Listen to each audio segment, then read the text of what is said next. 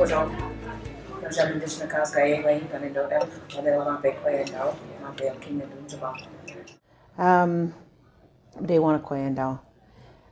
good morning. From our culture, you notice how the elder introduced herself this morning. She had a really long story about her family and her life experience and where she comes from. And so in our culture, that's much more important than where I went to university and what kind of degrees I have. You need to know that I have 4 adult children. I have 9 beautiful grandchildren. And my father comes from the Munsee Delaware First Nation just outside of London, Ontario. My mother comes from the Delaware Nation at Moraviantown, which is where I live. And that's actually where, in that community, is where the head office of the Thunderbird Partnership Foundation is located. So the Delaware people are a small nation of people in Canada. And those are the only 2 communities in Canada. We originated along the East Coast. Historically, that's where we came from, and there still are Delaware communities there. There are other Delaware communities in the United States. And so when we introduce ourselves as Indigenous people, those are the primary questions people want to know is, who are you, where did you come from, and who is your family? And that helps people to connect. So I wanted to introduce myself that way to you this morning. I want to say thank you as well for spending time. We have about an hour and a half together this morning. And I also want to recognize the Indigenous people of this land, Treaty 7 relatives, Blackfoot people, and also, as I've become aware through your introductions, the Métis Nation and its connection to this part of the land. So how many of you have heard about the Thunderbird Partnership Foundation? Do you know who we are? Oh, some of you do. Okay, great. So we were created in 2000, and so there's this National Native Alcohol and Drug Abuse Program. It's a federally funded program, and about every 10 years it goes through a review. And in 1998, First Nations people said, we want a national organization to advocate and to support us in addressing substance use issues amongst First Nations. And so the National Native Addictions Partnership Foundation was created. And then in 2015, we merged with the Native Mental Health Association of Canada to bring together addictions and mental health under this concept of mental wellness. And so mental wellness is still not a perfect term from Indigenous people who have participated in creating this framework that I'm going to talk about. But it is a strength-based, it's meant to be strength-based. And it is a term that is meant to help bring us together in understanding that substance use and mental health are not separate, that we need to be talking about them together, and we need to talk about them from a strength-based perspective primarily when we're talking about Indigenous people. So this workshop talks about the framework, but you should know that there are a number of other workshops that we're delivering that expand on this framework. So there's a workshop on culture. Culture is a foundation. That's what you're doing, hey Mary? Yeah, so Mary Delary is our Indigenous knowledge translator, and she's going to be delivering that workshop. And then there's another workshop that Nora is doing, who works with us as well, and it's on community-based approaches to addressing opioid issues. And then there's another workshop on the concept of life promotion, and that's Wednesday. We also have some posters out in the hall, and I think that's it. What's that? Oh yes, we have a trade show booth too. Lots of materials. Actually, you can find the Mental Wellness Continuum framework at our trade show booth, which is, I think if you follow the corners, just keep going down the yellow brick road, you'll find the trade show area. Okay, so I'm going to invite you to ask questions or make comments at any time throughout the presentation. But there is a discussion piece at the very end that I've included to help us out. So the First Nations Mental Wellness Continuum Framework was released in 2015 by the Assembly of First Nations, and it was created in partnership between Thunderbird Partnership Foundation, the Assembly of First Nations, then the Native Mental Health Association, and Health Canada. And so this picture is, we actually have a wheel, a model, so that you can actually turn the layers to explore how you might think about supporting people from this framework perspective. So at our trade show booth, you can find the summary document. On our website, you can find the full document. In the very center where it says, where the blue colors are, it looks something like a medicine wheel, hey? Have you seen a medicine wheel before? What Indigenous people call a medicine wheel, First Nations people. So those tiny words that you can't see say hope, belonging, meaning, and purpose. And so two things about that. Hope, belonging, meaning, and purpose are identified as the outcomes. So whatever we invest in supporting First Nations people on wellness, promoting wellness to address substance use and mental health issues, those investments and the impact of those investments should be measured by what extent they contribute to enhancing hope, belonging, meaning, and purpose for First Nations people. And then it's blue because there's no one First Nations culture. There's no one Indigenous culture. There are many cultures among First Nations people, and our culture is defined by our language and our connection to land and the environment around us. And so there's 11 First Nations language families in Canada, the largest one being the Algonquin language family, which has 51 different languages within it. 51 different languages with common language structure. And so that creates one language family. But every one of those cultures have a different way of talking about the medicine wheel, and they're all right. They're not in conflict with each other. One is not missing something that another one has. They're all true. And so we wanted to represent that there are different ways of talking about the medicine wheel, so we made it generic color blue. So hope, belonging, meaning, and purpose are the outcomes that we're striving for with the implementation of the Mental Wellness Continuum framework. And then around that, another bunch of tiny words that are hard to see. Say community, elders, kinship, and clan. And so it recognizes that those are the primary facilitators of hope, belonging, meaning, and purpose. And so you probably have a good idea of what we mean by community, but also by elders. But kinship and clan may be a little bit different. So kinship is our extended family networks. It isn't just the nuclear family. It goes beyond that to understand that as Indigenous people, we have relationship with each other, and we have our stories of creation. And when I use the word story, oftentimes people interpret that to mean something that's not evidence-based because it's a story. But in this language, we use story, and it's equal to and has the same value as evidence. It's a different form of evidence, but it's no less credible than the evidence that we're familiar with. And so our relationships with people extend far and wide beyond the nuclear family. The extended family takes us into relationships across our nations of people, and then relationships between nations of people. For example, the 51 languages in the Algonquin language family. We have a similar story of evidence. And then clan is talking about our relationships with all of creation. And so in our evidence, it talks about the stages of creation, how the universe was created, how people were created, how the earth was created, and that we have a critically important relationship with all of those beings that are essential and critical to our wellness. And so clans is a way of talking about that.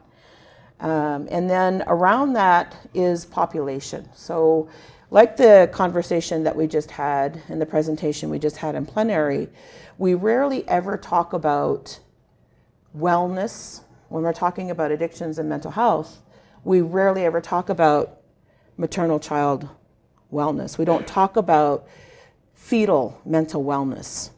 We don't talk about how we are taking care of that brand new infant and their wellness. Or we very rarely ever talk about senior citizens or elders and addictions and mental wellness. And so most of the conversation, especially for Indigenous people, have been shaped by the funding that we have received, which is focused on adults, this National Native Alcohol and Drug Abuse Program, one of the very first community-based social service type programs, helping programs in our communities. It's one of the oldest, and it's focused on adults. And then much later in the 90s, we were funded for a program for young people. And so our perspective and our focus on who are we serving has been primarily adults and then later on young people. But this framework was developed in conversation across Canada by First Nations people. So First Nations people built this framework. They had regional conversations. They invited whoever they wanted to the conversation. We gave them some information to say, this is what you've already said to us about addictions. This is what you've already said to us over the years about mental health. And here are some gaps in the conversation. Can you help us fill those in? And so those regions had those conversations and they said, we have to be looking at the whole lifespan. When we're talking about wellness, we have to look at the whole lifespan. And we also need to be conscientious about specific and unique populations. And so that population ring calls our attention to when we're thinking about wellness, it means everybody. Before birth, at birth, all along the lifespan, at death, and then for us even after death, which is critical as well for our wellness, that continuity of relationship with our ancestors. The next layer is what First Nations people across the country said, here are the significant issues in this time. In this time, here are the things that we're facing. And so trauma, we just had a very good presentation around trauma. And then communicable and chronic disease. How does that factor into what we're thinking about doing for wellness in First Nations people who have chronic disease issues and communicable diseases? So for example, inflammatory diseases and arthritis happening much earlier amongst our population, diabetes being tested at birth. And then we have issues with a huge increase in injection drug use. In some communities, it's not marijuana that kids are using first, their first entry into drug use, because opioids are such a significant issue. And people who are using opioids are injecting. And so teenagers' first entry into drug use is through injection. So we have to be thinking about chronic communicable health diseases. So for example, in a community, they talked about how they used to have maybe 10 Hep C cases a year. Now they have 10 Hep C cases every month. So what do we think about then in terms of, we know what those are the issues, but how do we attend to wellness of that population? And how do we actually go and make connection with them in a meaningful way that's going to help promote their health and their wellness overall, mind, body, spirit, and emotion. So from a whole person perspective. And then the next layer says, of all of those issues that the populations are facing, here are some essential things, essential services that we have to start putting into place. So earlier, the comment in the plenary was there's no continuum of care. So especially for First Nations people in community, no continuum of care. And so for those populations, we definitely need to be working from a trauma-informed perspective, but we need to be thinking about trauma as intergenerational trauma, and knowing that trauma experiences and the impacts of trauma are a direct result of colonization, and colonization as though colonization was in the past, colonization that still lives and breathes on us in First Nations communities in a suffocating way, still alive and well. And so we need to be thinking about that. For example, if young people, and there's a growing number of young people, are suffering from anxiety and depression such that they can't even participate in secondary school education. So we can medicate them, we can give them the antidepressant. But then what about the social determinants of health of their life? How do we take care of that? Because medicating one person at a time with an antidepressant does not promote wellness. So take care of the individual, but think about how does that actually create wellness for their life as a whole person. And then the green, like that Kelly green kind of color, says that this is the infrastructure that's needed. If we're going to be able to work towards those outcomes across the lifespan, addressing those critical issues with these new things that we're trying to create, then we're going to have to attend to things like managing change. Implementing this framework requires that we have to think differently. So the first thing I said to you is that when I use the word story, it sometimes causes us to think about legends or philosophy. And when we use words like that, oftentimes we're not talking about evidence or science. And so that's why I clarified that to say that don't confuse the word story as though it doesn't have evidence, because we use the word story to talk about our worldview and our evidence, and it is evidence and it has science. So we have to change the way we think from even understanding what is evidence and what is science, and how do we develop knowledge and how do we create knowledge, and knowing that there's more than one way of creating knowledge and evidence. And that because First Nations communities suffer with all kinds of issues, and you probably see more often than you see our stories of strength, the stories about crisis in our communities.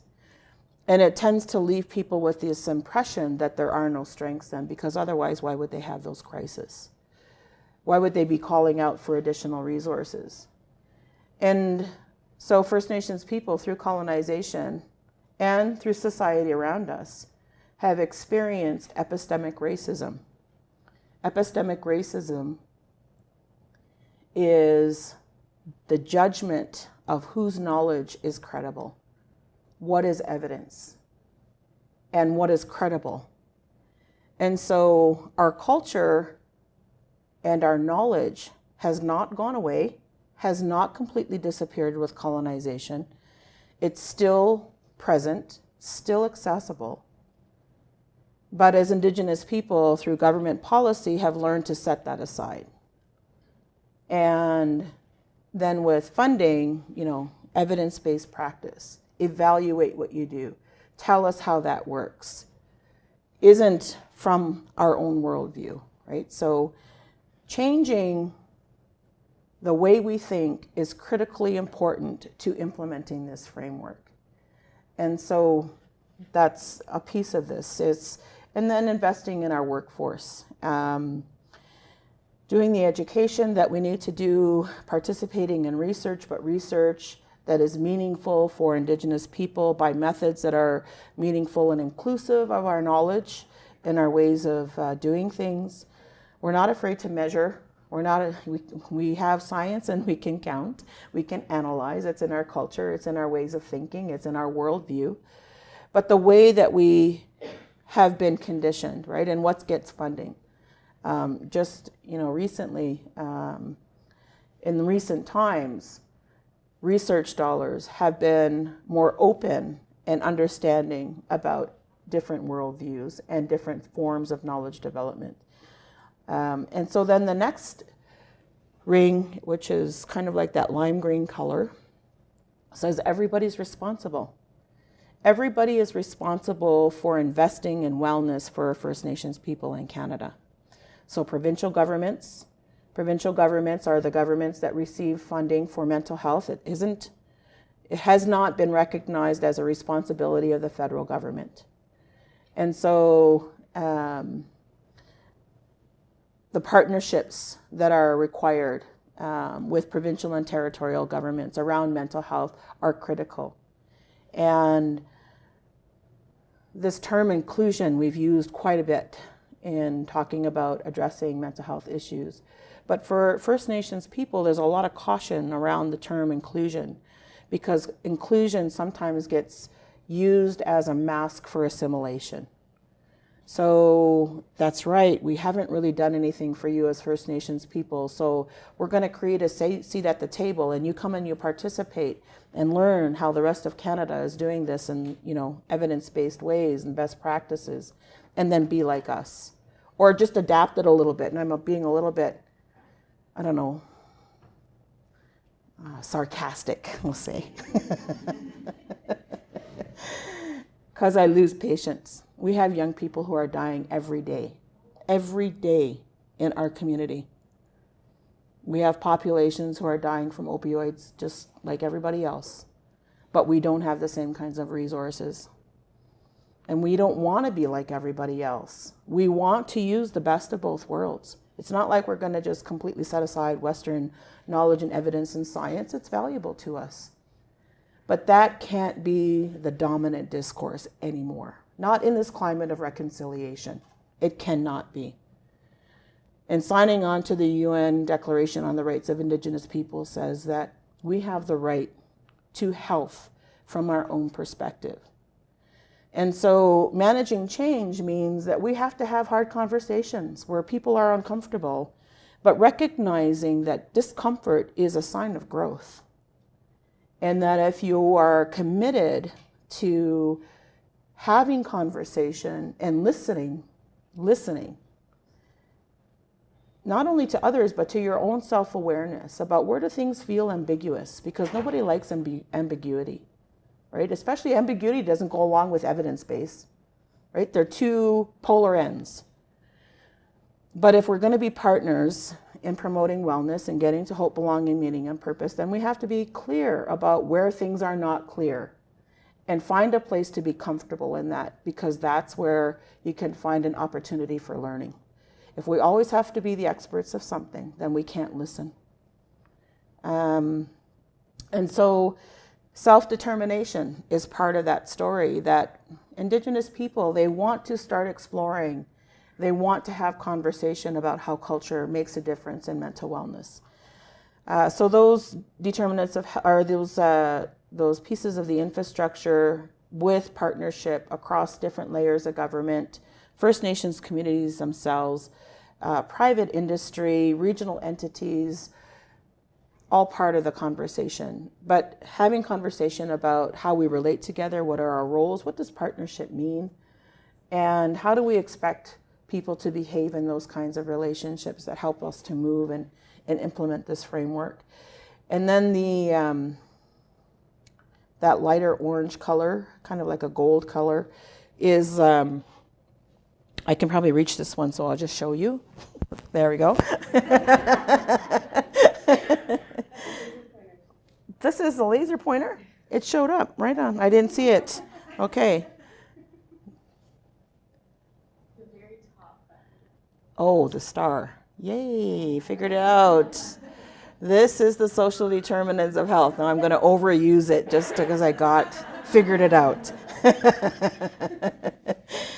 So in here, you're going to see language, heritage, and culture. And in the presentation earlier on the architecture of the brain and how we actually build that. For Indigenous people, how you build good brain development is with culture and identity. And in fact, we have a program much like that, which was presented, and it's called the Buffalo Writers Program, based on the same exact science, the same kind of theories, but with the element of culture and spirituality, because that has to be the foundation. And so our Buffalo Writers Program is about teaching young people about healthy brain development. And then we're also involved in another project that is a conversation about genetics and DNA and epigenetics and microbiota and what happens at birthing, and all from our culture and Indigenous science perspective, and aligning it with Western science so that we can tell a story to help young people and communities be empowered by knowing how culture is critically important for our wellness. And our language. Our language as Indigenous people is a strength-based language. Our language is not just a commodity for communication, for talking with each other. Our language is a strength-based language because in our knowledge, it says our language was given to us by the Creator. The Creator gave everybody their language. And when I mean everybody in creation. The birds, they have their own language. The water has its own language. The universe has its own language. All of it given by the Creator. And in our creation stories, it says that the Creator thought about everything that we would need to have a good life. And that language is to sustain that good life, to help us pursue that good life.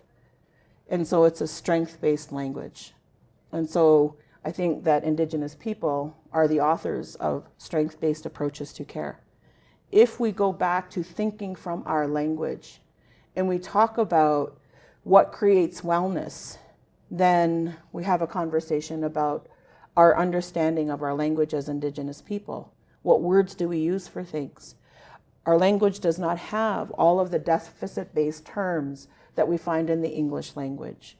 It's not that we didn't have a way of describing those kinds of things, issues with the way that we're able to live life. We had ways of describing them. But those descriptions were based on how to pursue life and how life can help us to support addressing those kinds of things. So language and heritage and culture, critically important. And then, as I said earlier, we can support addressing the specific issues that individuals face. But if we don't ever go beyond just those inputs for individuals, then how do we know what difference we make in wellness? Because those inputs for individuals, the programs we create for mental health issues, the programs we create for addictions issues, the opioid issues, the pregnant mom who's addicted to opioids, create programs for them, inputs for individuals. Don't tell the story about the outcomes for families and communities. So if we're ever going to get anywhere on wellness, one person at a time, we need to be thinking about the outcomes. What difference does that input for that one person make for the whole of the family and the whole of the community? Because if we don't focus on wellness and where wellness comes from, so any one of our programs is a doorway. It's not the source of wellness. It's a tool, it's a support, it's meaningful. But if you want lifelong wellness measured by hope, belonging, meaning, and purpose, then it comes from family and community. It comes from connection to the land, comes from our relationship with all of creation. And so our vision for wellness has to expand beyond the inputs for the individual people to the outcomes for family and community. And so then, the rest of them, our lands and our resources, our connection to land. Do you remember the stories in the 1990s or into the 2000s about the Innu people and the gas sniffing? Anybody remember those stories? Right. So there are all kinds of experts that went into those communities with their different strategies and their good evidence to say, here's how we can fix this gas sniffing problem. But nobody in those efforts addressed land and resources, except for the Indigenous people that went in, and a lot of them from Nietzsche Institute here in Alberta, that went in and talked about their connection to land. And so the Innu people in those communities were people who were displaced from land. And they were given land on a rock with no capacity for infrastructure. And so without addressing that trauma as a people, their disconnection from land, it's like pretending that taking a baby from the mother at birth will have no impact. It's the very same thing. Displacing people from land is just like the attachment disorders that we create when we separate mom and baby. It's no different. And so paying attention to land and resources and knowing that land is critically important for healing and wellness is another piece of what the framework is talking about. And then the last layer are the themes. So across the country, people said, okay, so these are all of the components, the pieces that we have to think about as we move towards wellness. And in order to do that, we have to have partners. So collaborative partnerships. And knowing what is collaboration, right? It's the dialogue, it's the listening that's critically important. So collaboration with partners, critically important. And then in that partnership, it's working in the partnership knowing that and believing this, no matter what the issues the community is facing, that they still have strengths. And so the community have to be the authors of their own solutions. We can present all kinds of ideas, but they have to be the decision makers. So community development and ownership are critically important for long-term sustained solutions around mental wellness. And then quality care systems and competent service delivery. And this goes back to evidence again. What is competence in service delivery? What kind of knowledge and skills and attitude do you need in order for these kinds of programs to be implemented? And I haven't even really talked about the programs and the services. But what kind of competency is needed if we're talking about using Indigenous knowledge? If we say elders are the primary facilitators of hope, belonging, meaning, and purpose, then who is your workforce? And what knowledge, skills, and attitude does the workforce need? And so you've probably heard and participated and maybe even have taken cultural competency courses and training. And those are all good. And it means that we have to keep monitoring over time. What difference do they make? What impact does it have? And does that process include cultural humility? You know what cultural humility is, right? Some of you are, yeah. So cultural humility says, first of all, I'm going to examine my own worldview, my values, and my ways of thinking about what is wellness, so that I can be aware of myself and how that interacts with what Indigenous people are saying about their worldview, their values, and their beliefs around wellness. And then we can go on to talking about, what do I need to know? Or how do I become aware of when there's a clash, or when there's differences, or when there's similarities, or when I'm interpreting and hearing accurately or not? And I'll tell you this story about Rupert Ross. Rupert Ross was a Crown attorney in northwestern Ontario. Anybody ever hear of him? He wrote a couple books, Dancing with the Ghost, Returning to the Spirit. And he wrote those books, and it was about the conversation between Indigenous First Nations people in the court system and their worldview and their values that often clashed with what they were experiencing in the justice system. Come on in, have a seat.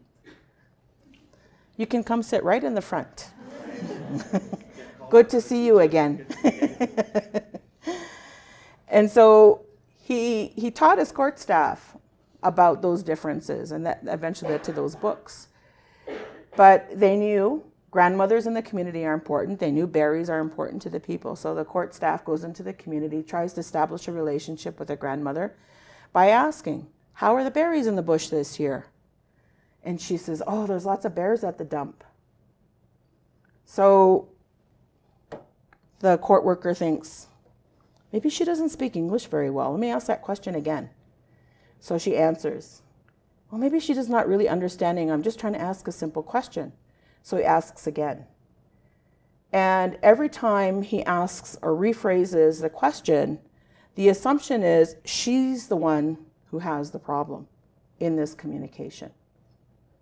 From inside the culture, we know that grandmother answered his question directly the very first time.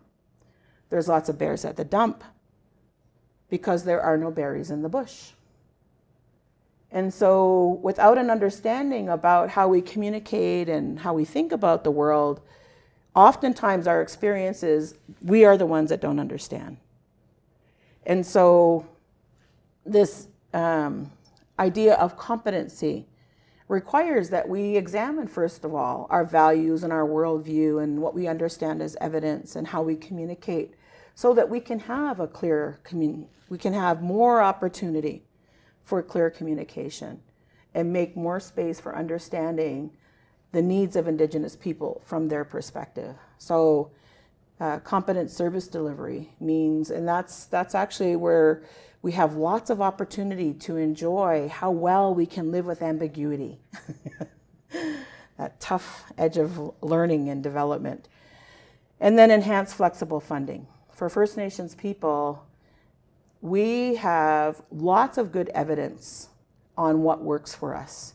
Unfortunately, that evidence has come through short-term pilot-based funded programs. And then there's no funding to continue it. And then there's, another big study that's done and the government says, well, just tell us one thing we can do. And it's like, well, okay, we've got a stack here of projects that have demonstrated good evidence. We just need funding to continue them.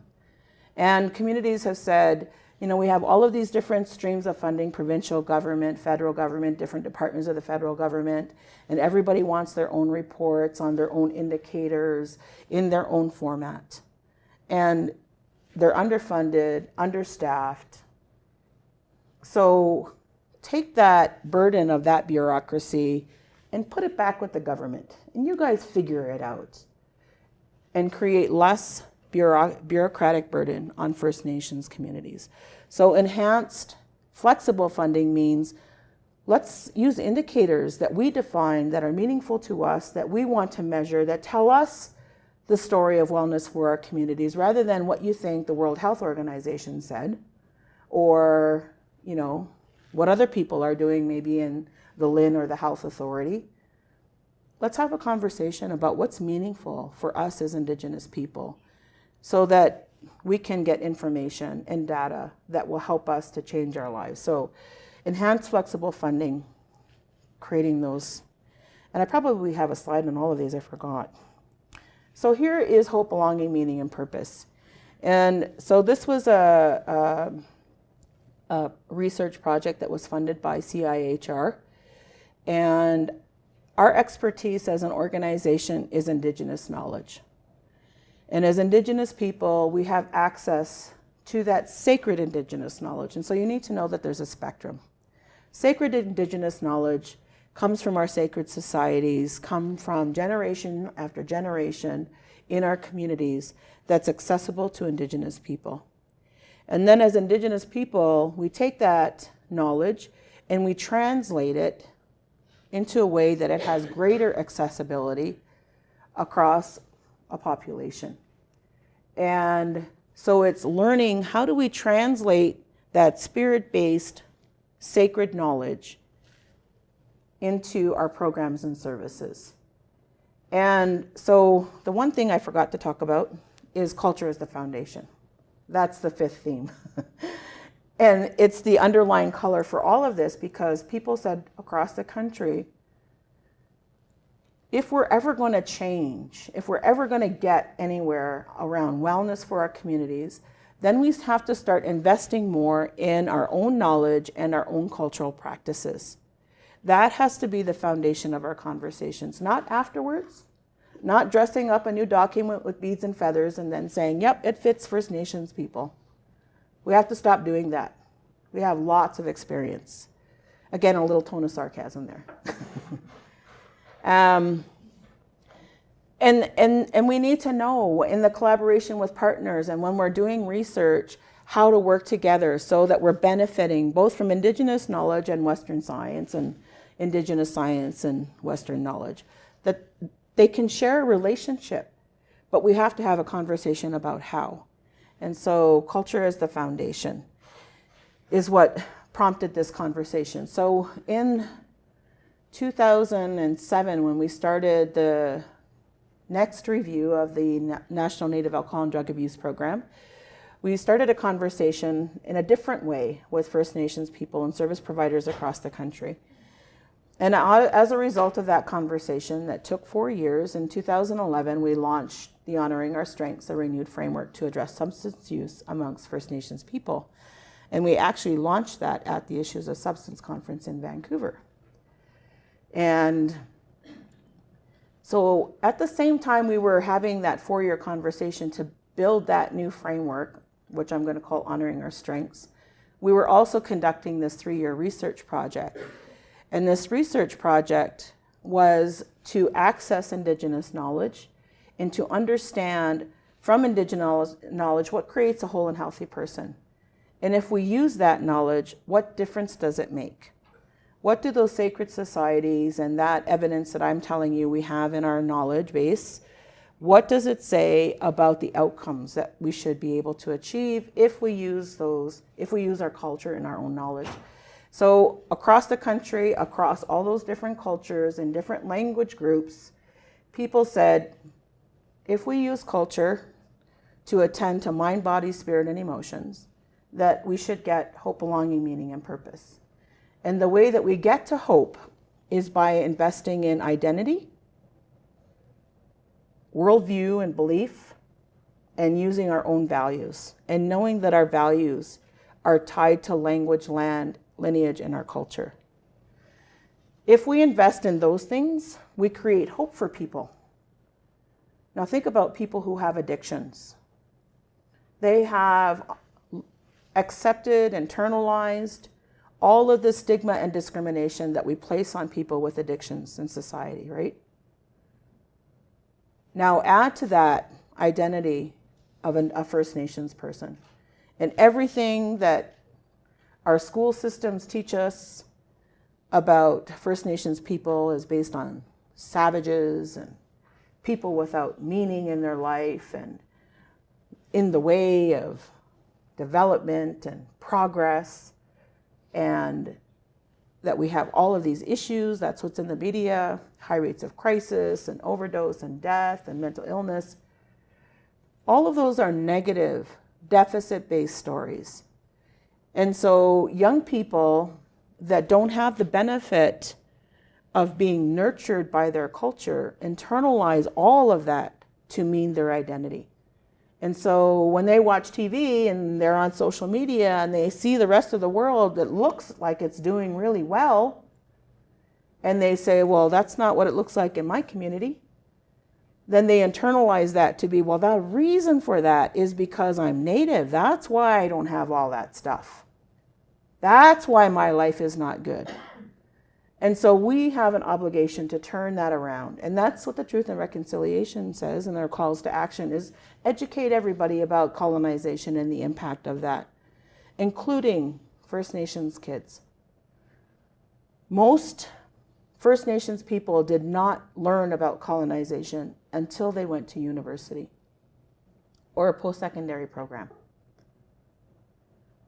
And so that has to change. We have to help young people in our communities understand the importance and significance of our identity as Indigenous people. And if we want to create a sense of belonging, we need connections as people. You need to know, where do I belong in society, right?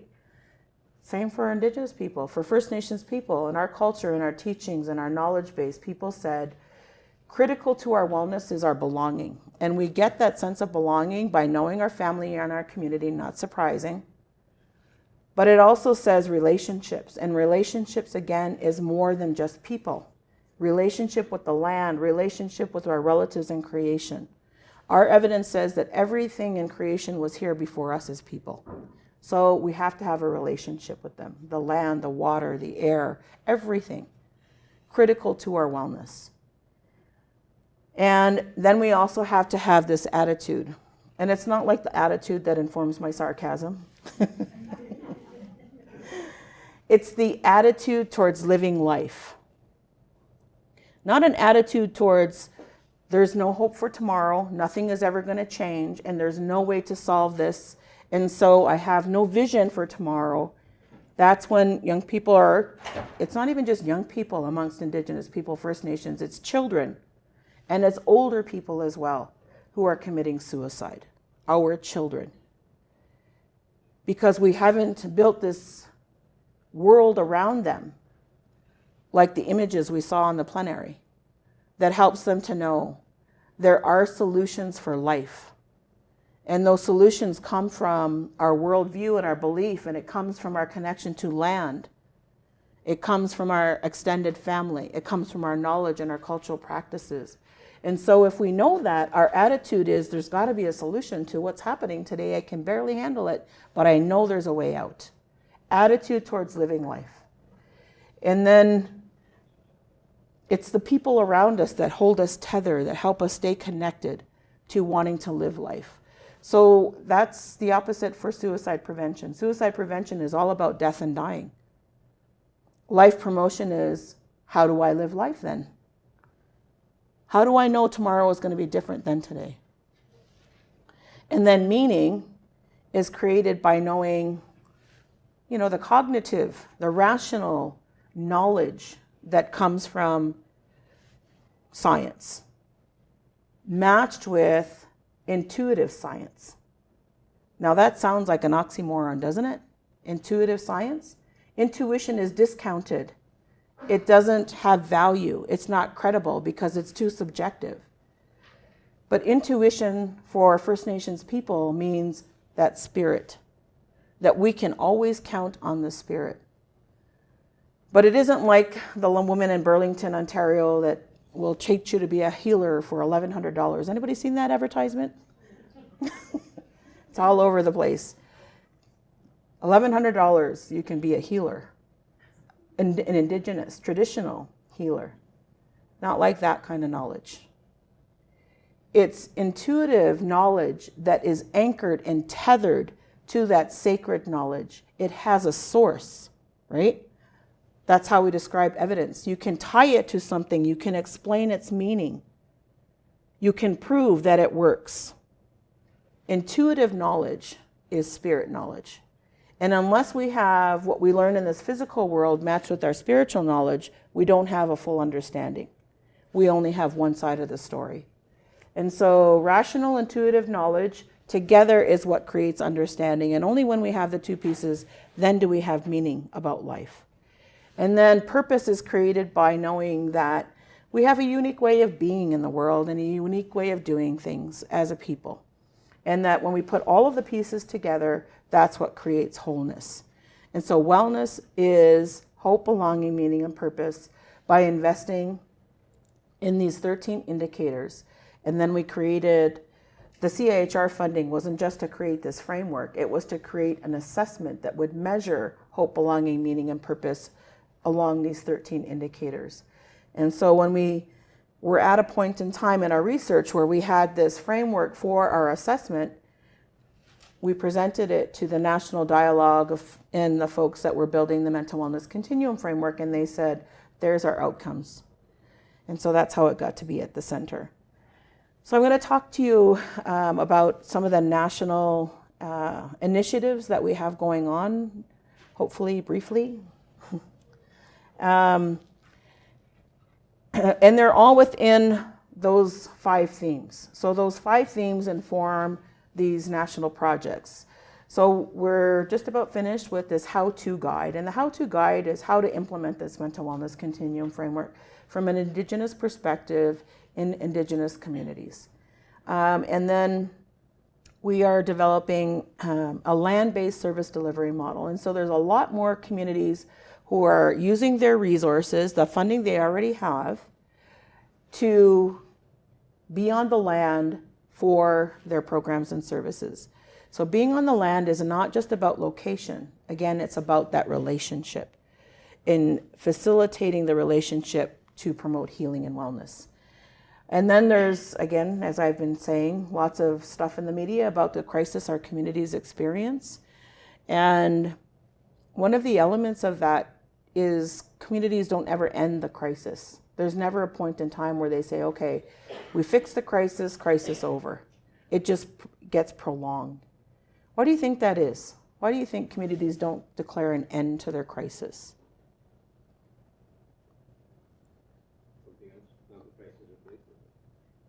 Something else is replacing the crisis.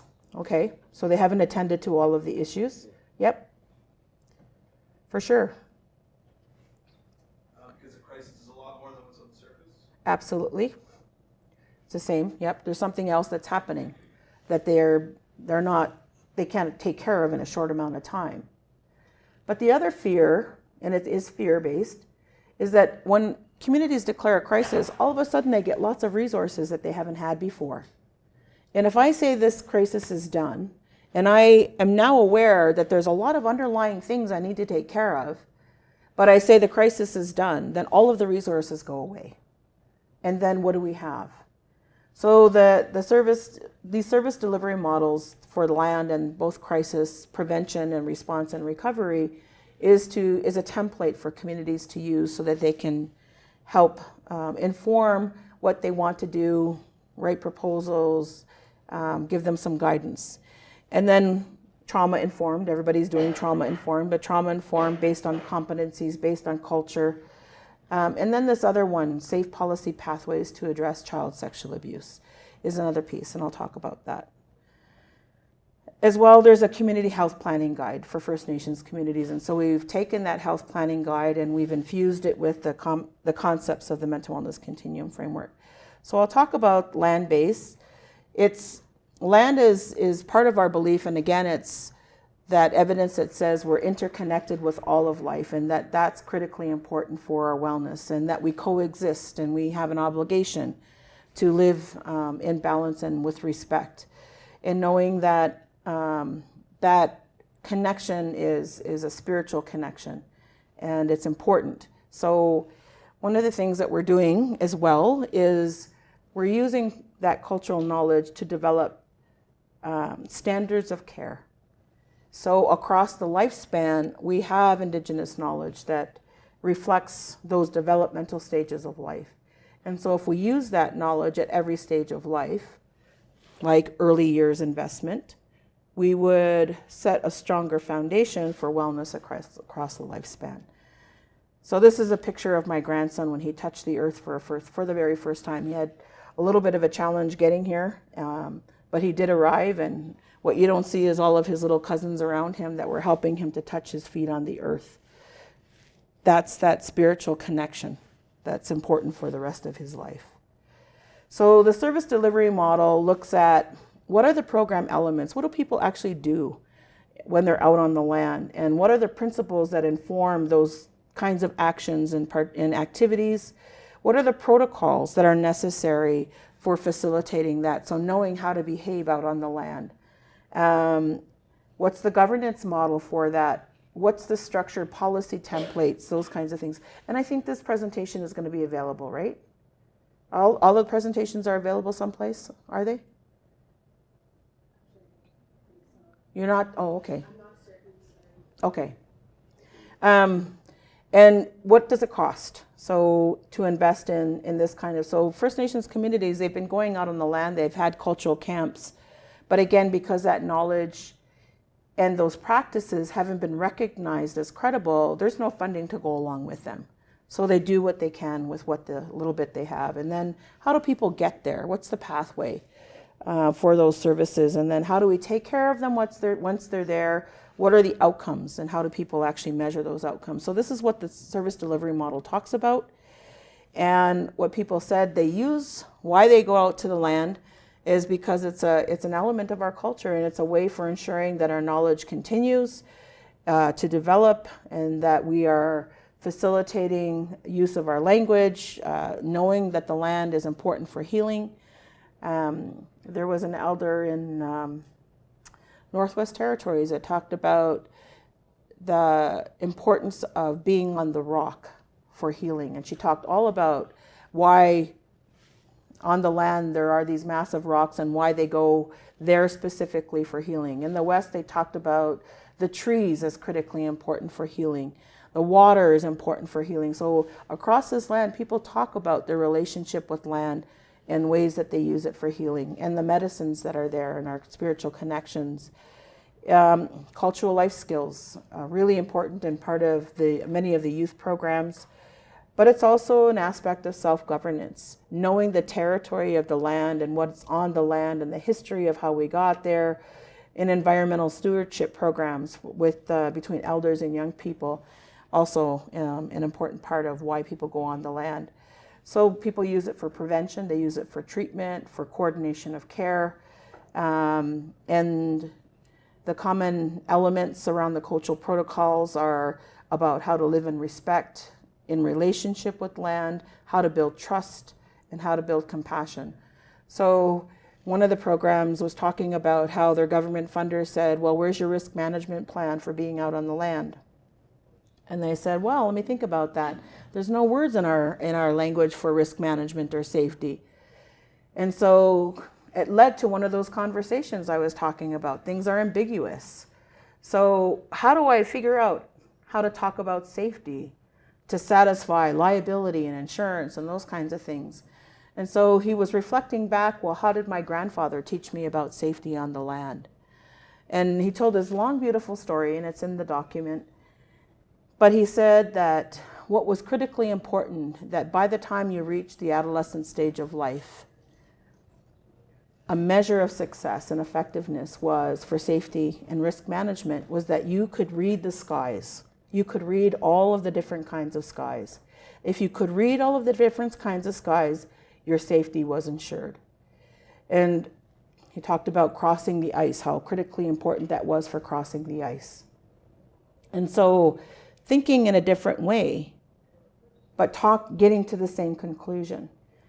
And they talked about how important, critically important it was to have trust. So how many of you guys have ever been in the bush all by yourself and been really, really afraid of every little sound you've heard? Yeah. So being in relationship with the beings of creation and knowing what those sounds are is a way to help facilitate trust so that when you're out there in the bush, you're not afraid of everything. If you're afraid of everything, it's hard to be safe. And so it's about building those relationships. And then the principles, culture and knowledge, creation as healer, learning through experience. The elders talked about at one time when they were on the land all the time, the method for teaching was teaching and learning by observation. And you were encouraged to critically think about what you were observing and to then apply it before you ever asked the question of why. Now think about in our education systems. You're taught things like I'm telling you today, and then later on you're going to get to ask questions. Why this? Why that? What's this about? That's our typical method, right? But out on the land, you observe and you observe and you observe and you observe. And every time you're being encouraged to critically think about that. So then you own that learning. But now because going out on the land is much shorter periods of time, we have to change that method a little bit because you don't have as much opportunity for the observation. And the operational costs. So some programs run seasonal, $400 a person, further supplies to go out there. $9,200 per person when it's a makeshift camp, meaning you do it seasonally, you're out there 4 to 8 weeks and you have to bring everything out there on the land. $60,000 to $150,000 for about 15 people to be out on the land 4 to 6 weeks. And that's when you have a permanent camp. It has buildings and it needs more operational support.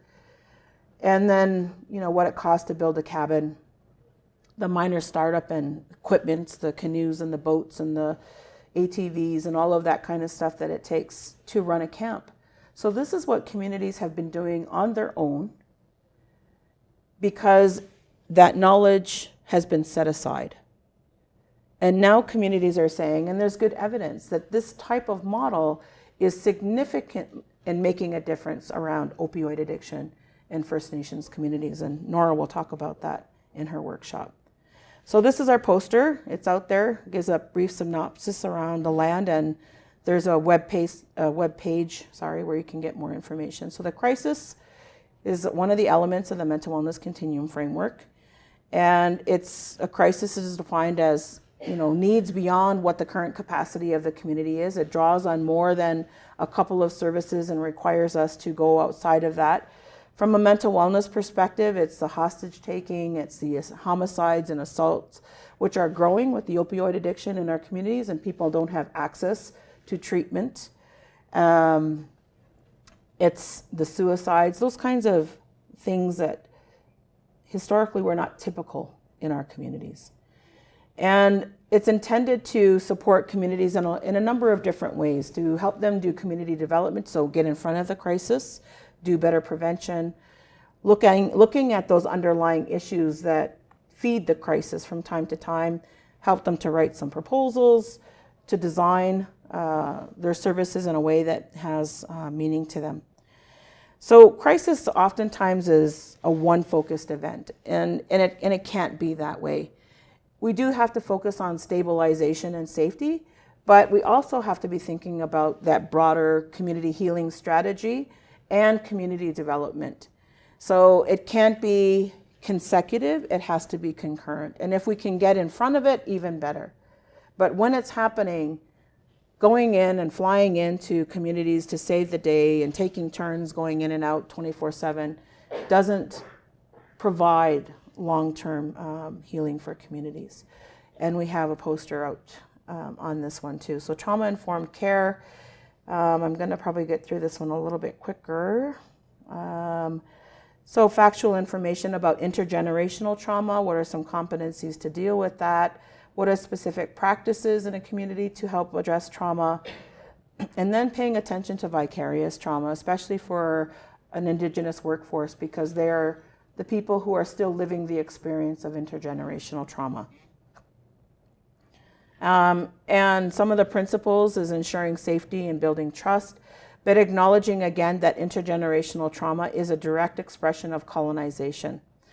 So this is critically important as a way of thinking about things when we get to the safe policy pathways on addressing sexual abuse. And then having choice and control and always working from a strength-based perspective. So when we talk about trauma in communities, oftentimes communities perceive the solution being the outside expert. It's the mental health therapist.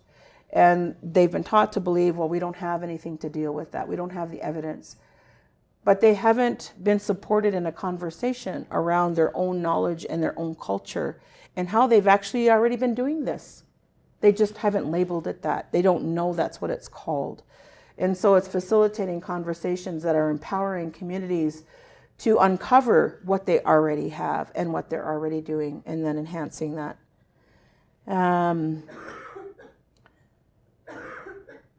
And knowing that there's many issues that feed into the trauma. It shows up in mental health, substance use, but there's all kinds of things. It's the presentation we had this morning on early years and how critically important it is to know how the brain develops and invest in that.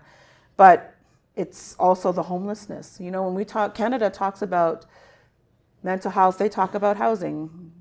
Mental Health Commission did that work. For First Nations people, housing is never ever part of the conversation on mental health because they're different parts of the government. That's Indian Affairs that takes care of our houses, and I'm sure you may have seen, you know, news stories about not enough housing, overcrowded housing, condemned housing, all that impact on our wellness. And then again, as the example I used earlier, a connection to land, important for attachment and nurturing our life. So trauma-informed, this is just an outline. I apologize, lots of words, but it uses lots of case examples. It teaches a lot of different, so it's skills focused, and teaching First Nations workforce. And so we've had all kinds of folks in the training who have taken this. It's 3 days training on trauma-informed practice in First Nations communities. So I want to talk to you about this one, Safe Policy Pathways to Address Sexual Abuse. The Royal Commission in the 90s said that 95% of First Nations populations have been impacted by sexual abuse. And that, when you trace it back, is a direct experience, again, from colonization, residential school experiences. And so it's not that we're all pathological people. It's a learned behavior that has transcended generations as, unfortunately, a way of coping with life. And so we have to have lots of people involved in this conversation. So in the data on child welfare and First Nations people, you don't see the high numbers related to sexual abuse. You see that people are in care of child welfare more than we ever had in residential schools, but they're there because of neglect and for substance use issues. And that's because the experience of sexual abuse is underreported. So the current evidence-based policy pathways say, make sure you have the right legislation, put the right policies in place and programs that are funded appropriately to address this. And so the federal government has increased the penalties for incest it's 10 years now. It's an indictable offense. That's changed in recent years, like maybe 10 years, I suppose. And then make sure you have protection for children. And so so that's across jurisdictions. In the criminal code, in child welfare, those two pieces of legislation, they match and they work together around that. But for First Nations people, if 95% of the population is affected, then who in their right mind is going to want to disclose that and criminalize adults and send all of the children to child welfare and completely dismantle the fabric of the community?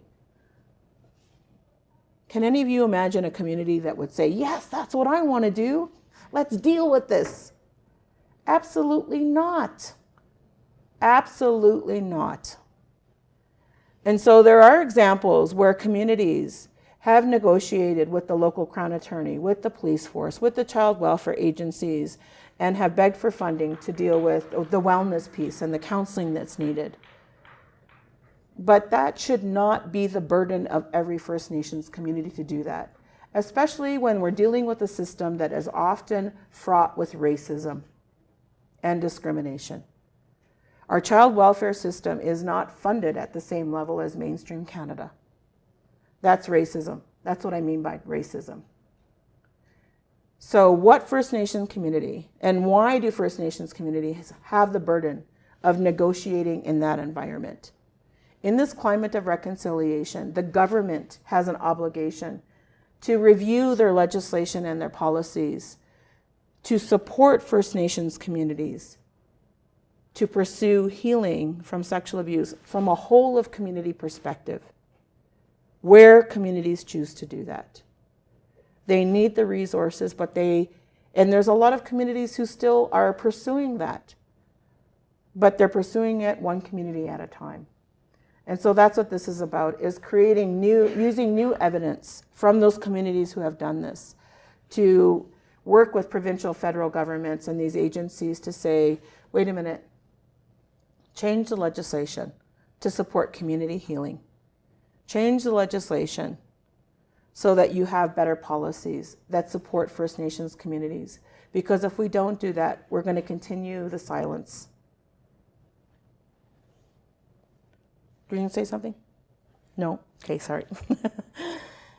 Because I did invite you to make questions or comments as we go along. So what is a safe policy pathway? It's first making sure we have wellness resources and supports in place. And I'm sorry, I don't have my phone in front of me, so I don't know what time it is. Oh my God. Talk way too long. So I talked about justice, public safety, policing, police services, and First Nations communities. Our new Indigenous Services Department of the federal government, who is responsible for child welfare funding and legislation and partnerships with provinces and implementing that. Public Health Agency of Canada, who has not had direct responsibility for First Nations in Canada, but have responsibility for addressing family violence and prevention. They need to be involved in the conversation. And then employment and training. Our how-to implementation guide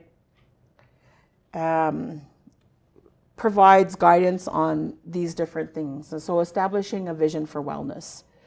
What does wellness mean? And moving beyond that deficit-based definition to a strength-based perspective. How do you actually manage change when you're bringing two worldviews together, when people are used to working in a certain way, when you're thinking about what is evidence, like all of these different pieces, how do you manage change?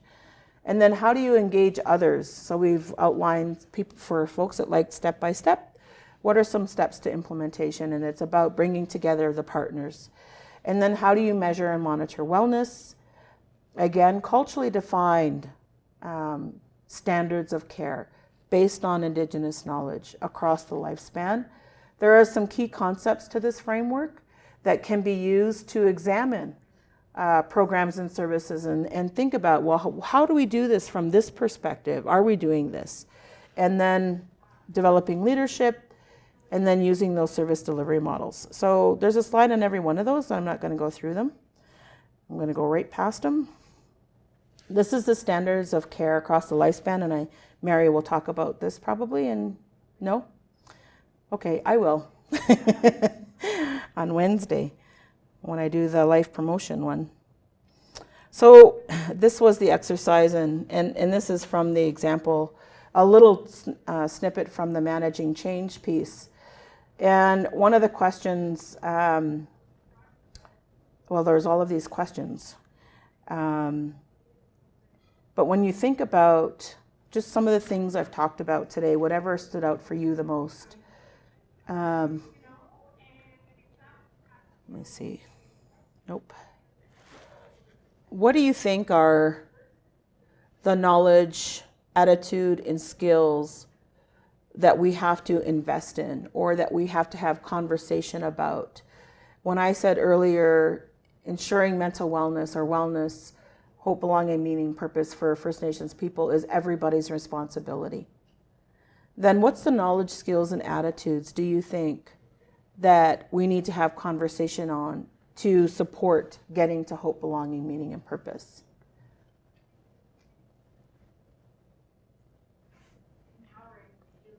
Empowering youth. Okay. And can you say a little bit more what you mean by that?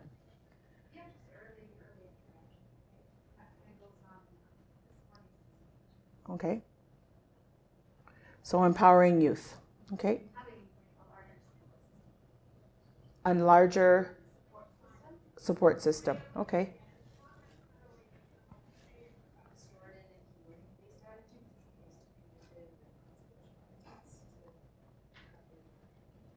Okay. Yeah. So justice focused. Yeah. Listening. Yeah, so changing the way we think, that's the attitude piece, right? I'm an educator, so the one that really stood out for me was the valuing other ways of knowing. That's a critical piece when we talk about knowledge. Knowing that there's other ways of developing knowledge, there's other systems of knowledge. What else? What about skills? Talked about knowledge. We talked about knowledge. We talked about attitude. What about skills?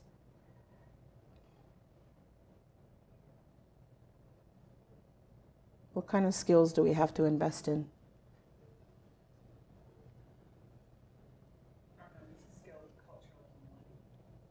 Okay, cultural humility. It can be a skill because it's a skill of knowing how to reflect on yourself and to know what are my values. We don't often talk about every day, what my values are, but they're underneath everything and inform our behavior, the way we think, the way we talk, the way we interact. And when we have clashes, it's values-based.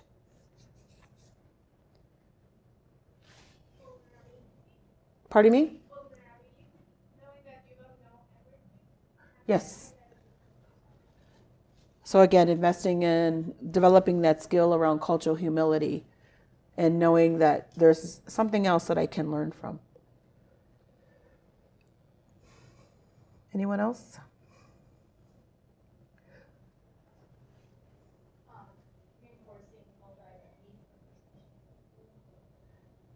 Reinforcing cultural identity for First Nations people. Yep. So the ideas that you have are they're great, they're good. Thank you so much for them. When you think about it from a broader systems perspective, then where do we do this? Where do we do this in society? What about colleges and universities? What about in government processes?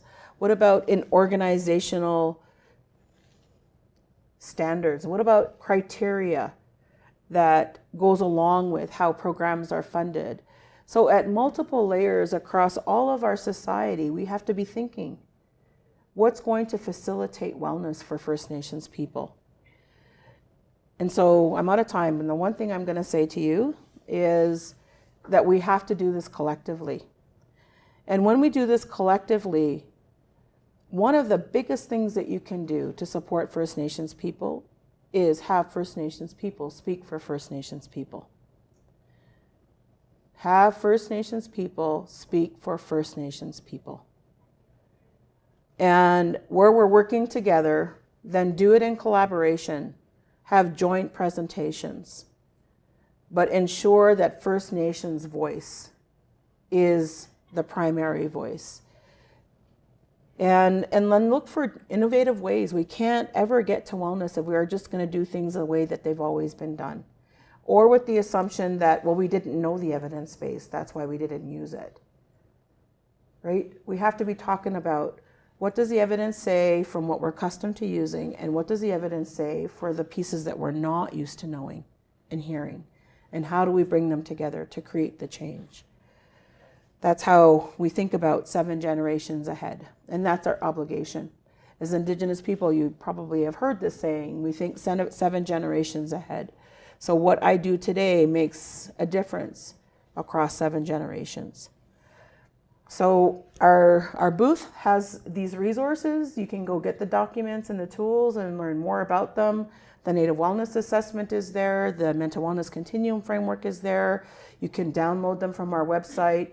The journal articles that support the mental wellness, the Indigenous Wellness Framework and the Native Wellness Assessment, they are on our website. So it talks about the psychometrics behind that tool.